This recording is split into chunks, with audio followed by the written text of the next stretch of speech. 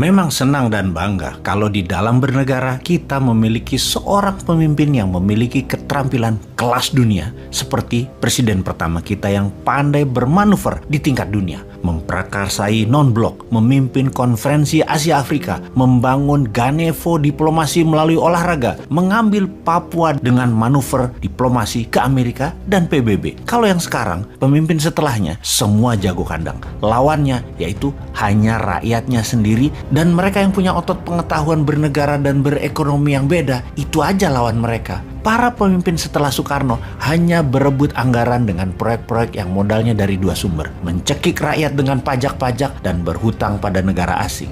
Herannya lagi, dari PDB kekayaan nasional itu yang senilai 1.000 billion terbagi tidak adil di 3 bagian. Yang 130 billion dolar adalah APBN, yang 700 billion dolar adalah oligarki, dan rakyat serta UKM hanya sekitar 170 billion dolar yang dikerubuti 97% populasi. Idealnya harusnya 50-50 lah antara oligarki dan UKM-nya. Bukan sekarang 80 oligarki, 20 UKM. Ketimpangan begini sulit akan lepas selama pemimpinnya tidak kelas dunia, masih berkutat-kutat di dalam negeri. Main seperti Xi Jinping lah sesekali. Ingat 40 tahun yang lalu Tiongkok itu lebih miskin dari Indonesia, jauh kaya Indonesia itu. Sekarang kita bisa-bisanya kagum dan taat pada Tiongkok itu. Bagaimana ya kok bisa gitu?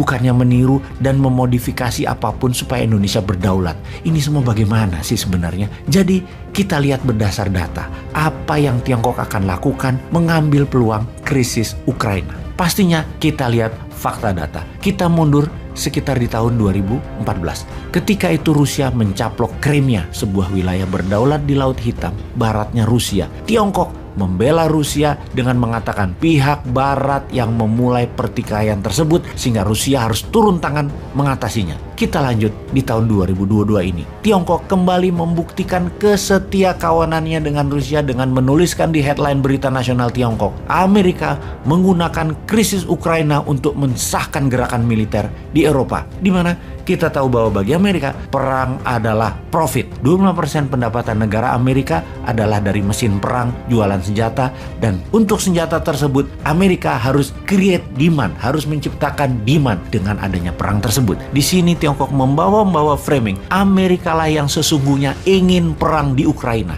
Inilah strategi komunikasi Tiongkok, blame the West. Strategi kedua Tiongkok bagaimana? Semua musuh Amerika adalah mitra bisnis Tiongkok. Strategi ini dalam akademi militer istilahnya adalah flanking attack. Mengambil musuhnya lawan sebagai teman. Misalnya negara Iran, Korea Utara, Rusia, Turki, negara-negara Amerika Latin dan Afrika. Semuanya sekarang menjadi mitra dagang Tiongkok. Kita akan bahas tentang strategi flanking attack ini di serial berikutnya. Strategi ketiga dari Tiongkok ini yang paling penting, yaitu Tiongkok menjadi punya template yang sama ketika kita mundur di tahun 1962.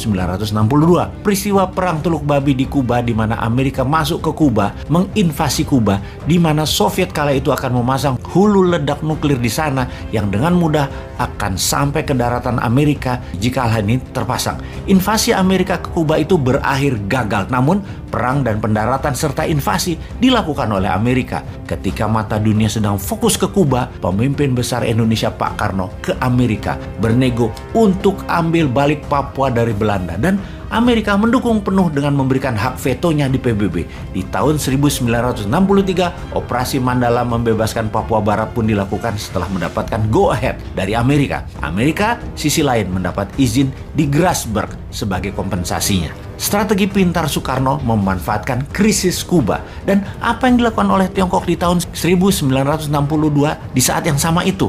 Apa yang terjadi? Tiongkok serang India. Jadi strategi ketiga Tiongkok pada saat krisis Ukraina menjadi perang Ukraina kemungkinan besar adalah benar, menyerbu Taiwan. Dan jika itu benar terjadi atau mendekati terjadi, apa yang dilakukan pemimpin besar Indonesia Tuan Lord akan lakukan? Ambil balik Timur-Timur, printing money berbasis proyek untuk membangun 50 kawasan ekonomi khusus, atau tetap wondering what happened, teuing aya naon di dunia, nu penting mah proyek urang mah jalan.